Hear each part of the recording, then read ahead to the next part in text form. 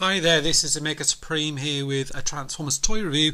I'm going to have a look at Combiner Wars Megatron. So, been looking forward to getting this guy for a long time. He's part of the Wave 1 of Combiner Wars figures, but he didn't come out at the same time as Optimus Prime, Silverbolt and the Aerial Bots along with Dragstrip. So he's only recently come out, so he was kind of in with some of the later Wave 2 figures that came out, and he's come out at the same time as the Armada Megatron figure, which I've got a copy, which I've got as well, so I'll be able to review that as well. Been looking forward to getting this figure for a long time. You know, he'll fit really nicely in with kind of my other kind of IDW figures, so it's nice to have a nice size Megatron that's going to be in scale. Well, if anything, it's going to be slightly bigger than the other figures, although they are releasing leader class Ultra Magnus as well. So I'll do a quick size comparison beforehand. I'll just show you what he looks like alongside Optimus Prime here. So you can see he's a fair size bigger than him and you would expect a tank obviously to be bigger than a truck there, obviously, but see what they're like alongside each other. The detail on the figure is really nice. In tank mode, you've got all these kind of panels all on the top and on the side here. These tracks work well. They probably won't work well on this surface, but they do work well on the turret. Turns at the top here as well. You've got a firing mechanism as well. So in the instructions it actually has the kind of cannon all the way out, but I actually have it like that. I think it looks a little bit better, and then the firing mechanism is just on the end here. Press down that red bit and it'll fire out. So let's just hit on the side there, and then you've got ports here for the two guns. You could probably put those in a few other little places if you want, and then you've got all these little ports here which you can attach mini-cons onto. So that's mainly for the Armada Megatron figure, but you can do the same with this one if you want to as well, and just kind of beef him up and give him a few extra weapons and things. But yeah, looking around the figure, it looks really good. I've seen other people, this bit's supposed to be down here, but I've seen other people have transform him and have this plugged in at the back here. That does look good, but what it does is stops you from moving the turret all the way around. So just to kind of make you aware of that, it's supposed to kind of, I think it's supposed to slot in like that. I think that's how it's supposed to go on there. And then again, I guess you can use that as another kind of mini-con port as well. Yeah, what we'll do now is we'll get him transformed. We can have a look at him in robot mode. Yeah, I mean the tank mode's pretty decent and everything, but I think most people are probably going to have him displayed in his robot mode. I mean, Megatron's one of my favourite characters. I remember I've got a reissue of G1 Megatron now, but I remember getting him first time round and breaking him within about 10 minutes or so, and wanting to get a replacement but never being able to. So you just unplug this bit from here, because these are his hands here, and then what I tend to do is come out from here and you'll unplug his legs from here, from the side here, so you can see where they're plugged in here. Unpeg those, move those out. Again on the other side here, just unpeg that, move that down here like that. If you move his legs out a little bit, you can then, they'll just click into place. And then what you want to do is unpeg these bits from here, fold them down, same on the other side like that, and sorry about that, you can't actually see what I'm doing there. Let's just change the angle here. So come around here, pull that down, plug that in like so.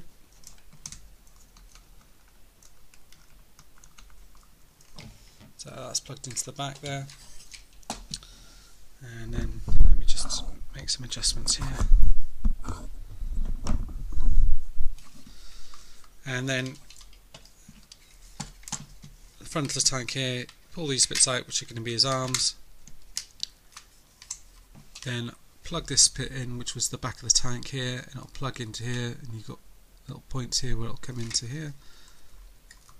So fold that in like that. Pull his legs down like so. Pull this bit down, and that'll click into place just there. Pull his head round, make sure those bits are clicked into the back and turned round, and then you pull these bits up here on his arm to reveal his fists. Same on the other side here. Pull that up like that, and then the official transformation is that you have his weapon like that. Then you pull these bits down at the bottom here, which will form his feet. Now, I've shown him like that just to show you kind of some of the problems with him in terms of not stability, but I guess posability. Some of just a few things. So if you've got him like that, his arms are really close to his side here. Then if you pull it out here, that's the next slot there. So it could really do with a space sort of there if you're going to display him like that. But so he's good for like action poses, but kind of not much kind of in between really. If you just want him kind of standing around, things like that, you have to, otherwise you can't really pose his arms because they're too close to his body. And the other thing as well is you've got this red peg here which kind of sticks out a little bit, so if you do have any action poses there, it just kind of look a little bit weird. And also because the way it is there, it's quite low down here, so it looks a little bit odd. So if you're kind of going to do a pose with him with his gun like this, it just seems like it's a bit, his arm's a little bit low. I don't know if that's just me or not, but he's got some really nice light piping just behind his eyes. So if I get a torch on here, you see how that shows up there. So that looks really cool. His arms go all the way around like this. You can move this out in this way. You've got a swivel all the way around here. So lots of movement in his arms. And I think his fists, yeah, they swivel. That's about it. With his gun you can kind of change it around a little bit. I tend to kind of move it out a little bit, so rather than have it flat on his arm like that, I tend to move it out like that, but you can swivel it around if you want to, so you've got more of a G1 look to the end of the gun there, but then you do have the problem with this bit at the end here. It'd be good if this actually pushed all the way in, so you could have a kind of original G1 Megatron cannon on the end of his arm. I do think it probably looks a little bit better around this way. I think that looks a little bit better. With the legs as well, you've got a similar problem. So I'll show you the. So it goes all the way back, all the way forward. It kind of stops there, and then you can move it out. And you've got these side bits here as well. You've got some nice detail. So when you swivel out his leg there, you've got all this nice detailing in here. Nice bend at the knee here as well. Not really, these bits do move, but it's not kind of intentional. And you do have the same sort of thing with his legs in terms of if you put them close together like that, it looks okay. But if you want to have a wider stance, the next click here is there, the next click is there. So he's then got quite a wide stance. So you then kind of end up perhaps having with one in and one out. It's not a major problem, but it's the same sort of thing I found with Optimus as well and Motormaster.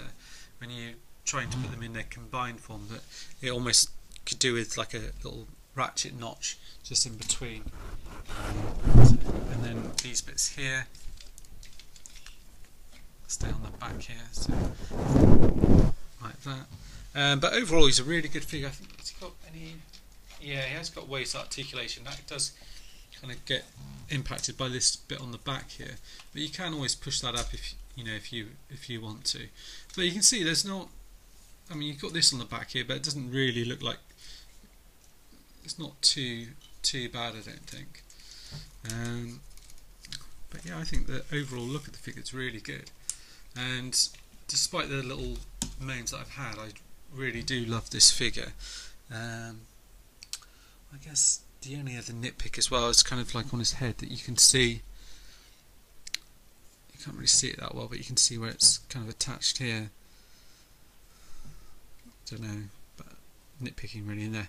The head kind of moves all the way around and up and down here, so you can get some decent movement out of that as well. And he does come with another gun as well. So he's got these two little guns here, so you can either have them on their own or you combine them together. And he's got a larger gun here, which he just holds in his other hand like that. So there you have him in robot mode. You can see he looks really cool. There's lots of great detail on him. He's got a very G1-ish kind of front here, and he does also come with other stickers as well, so you can choose to put on an Autobot symbol on here. You've also got other Decepticon symbols as well as a sticker. I think that might be for his gun, I'm not sure. And then these two bits here, which originally Megatron did have on round about here on his chest, I think. I haven't seen too many people add those, I think because they've got a white background to them rather than a see-through background that, you know, it doesn't really kind of go so well. Obviously, as well as that, you've got all the instructions that come with the figure as well. And where's the... oh yeah, you get a little text spec as well, which is quite cool. It's on the back here. You can, I'll just focus in so you can read that. So I thought that looks quite cool. And there's some nice artwork on the box there as well. So you've got a picture of him in robot mode and tank mode. It's pretty cool. And I'll just show you some size comparisons as well.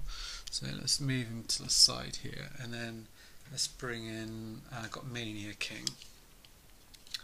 So he's quite a bit bigger than him. So he's kind of a small Voyager, Mania King. And then if I bring in Optimus Prime, so I'll just need to get him transformed real quick off camera, which shouldn't take too long. And then I can show you what those two look like together as well. I've posted a few pictures as well on my Facebook page as well. So that's the Mega Supreme toy reviews. So I've just posted that on there. I can put a link to it, the pictures as well.